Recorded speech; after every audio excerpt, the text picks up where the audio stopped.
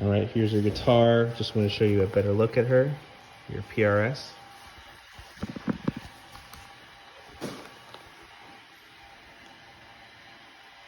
The only blemish is going to be right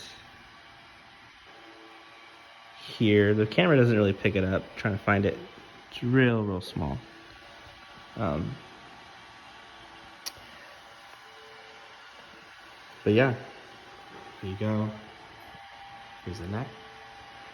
And all right, so I'm gonna get her packed and nice and good to go. I'll also loosen the tension on the strings. But here is the case that it comes in as well, along with everything inside of here.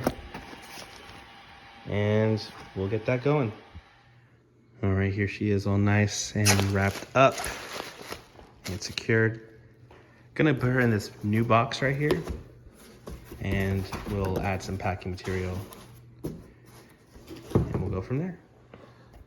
All right, my brother. This is Tyson, by the way. My boy Tino was taking care of you, but we had a power outage, so we could not print labels, but she's ready to go now. Of course, as you requested, we are gonna hold her through the weekend and then probably ship her early next week sometime.